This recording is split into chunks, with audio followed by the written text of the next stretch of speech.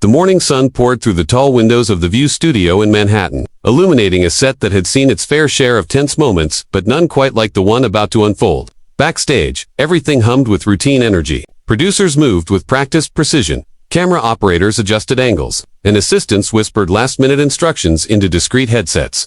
Amid the well-oiled chaos, Michael B. Jordan stood calmly, his presence cutting through the noise like a blade. Dressed in a navy suit so sharply tailored it looked like it had been stitched directly onto him, he radiated a quiet confidence. He had been on dozens of shows before. This was just another stop on the press tour for his latest directorial effort and intense, character-driven film he both helmed and starred in, a project rooted in real-life stories that meant the world. To him, the other hosts greeted him warmly as he entered the studio. Whoopi cracked a joke that drew a warm laugh. Sunny Hostin praised his philanthropic work, particularly the initiatives supporting underprivileged kids in Newark. Even Sarah N., typically the most reserved of the bunch, fawned over his performance in Fruitvale Station, calling it one of the most honest portrayals of pain she'd ever seen. But Joy Behar said nothing. She sat with her arms crossed, lips pursed, eyes hidden behind tinted glasses. She didn't smile. She didn't look up. Michael noticed, but said nothing. When the red light atop the main camera lit up, the show began as smoothly as expected. Whoopi eased into the conversation, asking about the challenges Michael faced directing for the first time. Sarah followed with questions about casting and research. Michael responded with poise, his voice measured, grounded, intelligent. He spoke of his passion for storytelling, of his desire to give voice to the often unheard, and how stepping behind the camera deepened his understanding of what it truly meant to lead a film. And then, Joy leaned forward. Her tone was light, but the chill in her voice was unmistakable. "So, Michael," she began, a mocking smile playing on her lips. "Another movie where you play a struggling black man trying to overcome adversity. Huh, you ever think about doing something more original?" The question cut through the room like a scalpel. The studio audience fell into a hush. Even the clatter of production notes from the control room paused. Michael blinked once, his head tilting just slightly. "I think those stories still matter, Joy," he answered, his voice calm. "They deserve to be told. If my work helps shine a light on voices that are often overlooked, then I'll keep telling them." Joy scoffed, waving her hand. "Come on, isn't it just the same old story? Struggling black man, angry at the world, finds redemption.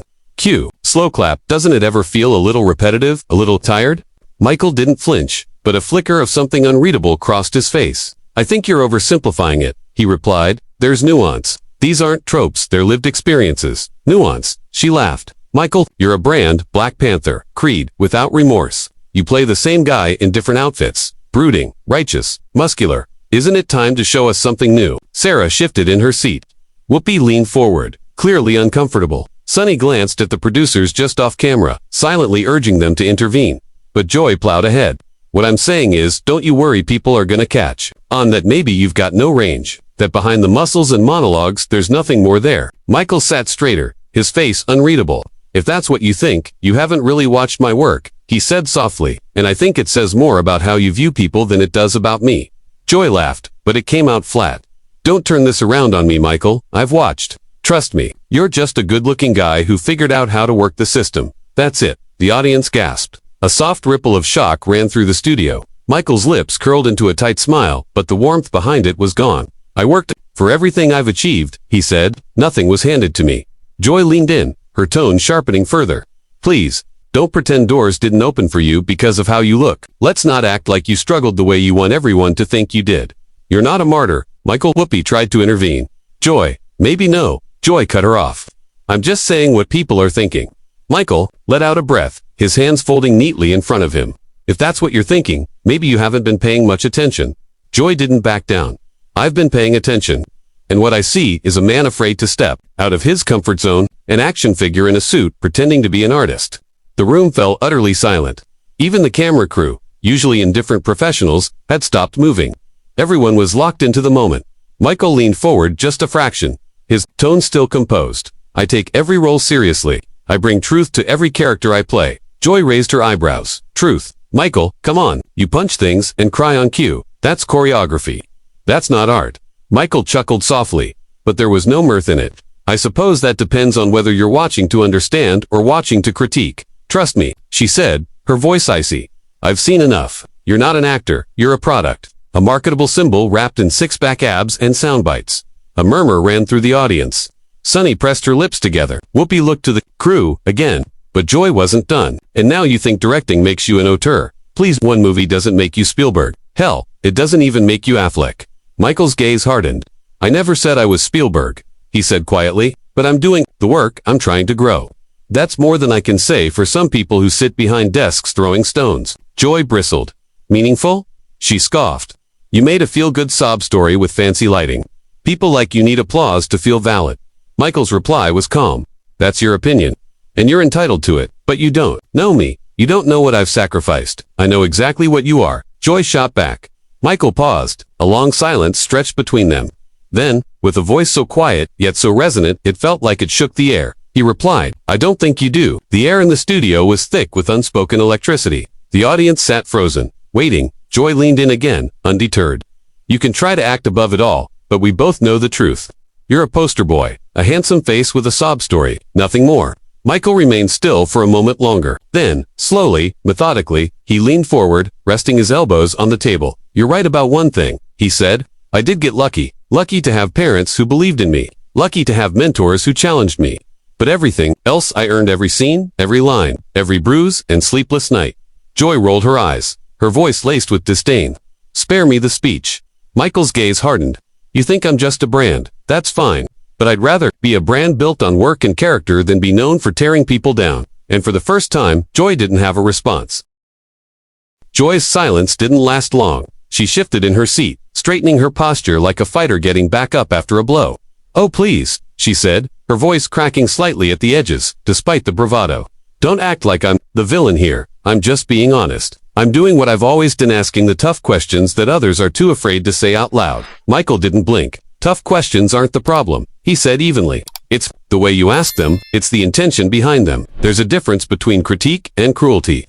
And you crossed that line a long time ago. The audience was completely still now, not even daring to cough. Every breath felt measured.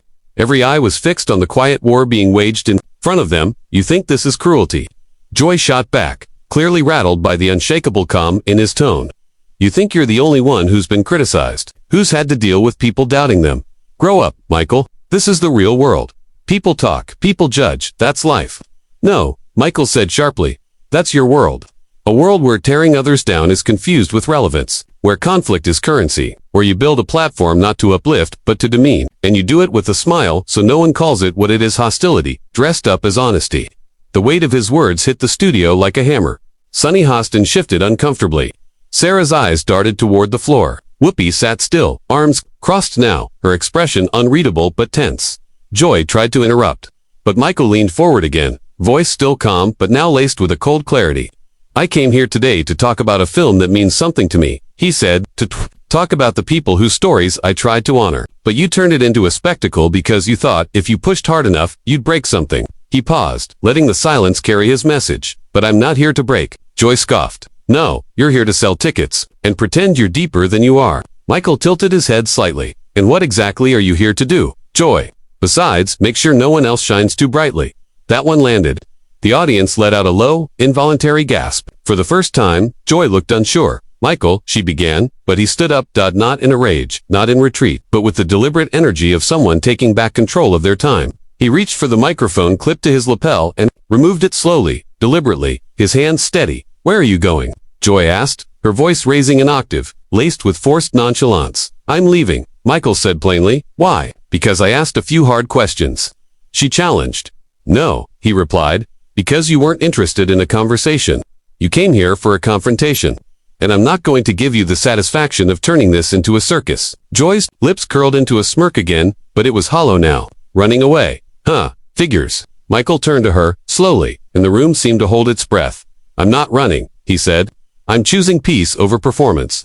I don't need to win this moment. I just need to walk away from it with my dignity intact. He looked to the other co-hosts. To the rest of you, thank you for having me. Really. He extended a small nod to Whoopi, who returned it solemnly. Sunny gave him a look, filled with something like regret. Sarah mouthed, I'm sorry. Joy was the only one who didn't respond. Michael took a few steps toward the stage exit, the thud of each footstep reverberating in the stillness of the studio. But just before disappearing beyond the curtain, he stopped and turned back. One last thing, he said, and the room stiffened again. There's a difference between being provocative and being poisonous. Maybe one day you'll figure that out. Then he left.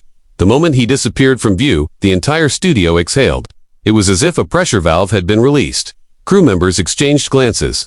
The audience looked stunned. Even the lighting seemed dimmer somehow. Joy Behar sat in silence. For once, without a quip, her fingers wrapped tightly around her cue cards as though they were the only thing keeping her grounded. She didn't speak. She didn't smile. Her signature, smugness, had cracked. Whoopi, ever the steady hand on the wheel, finally addressed the elephant in the room. Well, that was unexpected, she said, her voice low and measured. And maybe, just maybe, it's time we all take a look at how we're treating the people who sit in that chair.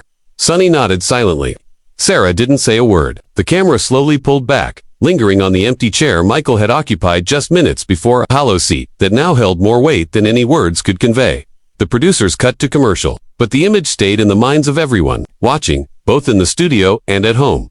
When the show returned, Joy tried to carry on, moving stiffly through the remaining segments, but the rhythm was gone. Her voice lacked its usual fire. The audience remained cool, reserved, no longer responding to her jabs with chuckles or applause. She had lost something in that exchange, something she couldn't reclaim with sarcasm or spin. Clips of the walk-off flooded social media within minutes.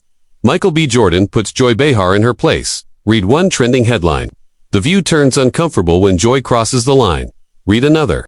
A clip of Michael's final words. There's a difference between being provocative and being poisonous, circulated like wildfire. Millions of shares, thousands of comments, an avalanche of support. Viewers from all backgrounds chimed in. Some praised Michael for his grace and composure. Others condemned Joy's repeated hostility. Celebrities tweeted their support. Activists and artists alike called his departure a masterclass in self-respect. Even Hollywood directors joined in, calling him a true artist who understands the weight of silence. The following day, the show's YouTube upload blurred the line between damage control and regret. Joy didn't issue a formal apology, but her tone had softened. For once, she didn't dominate the conversation.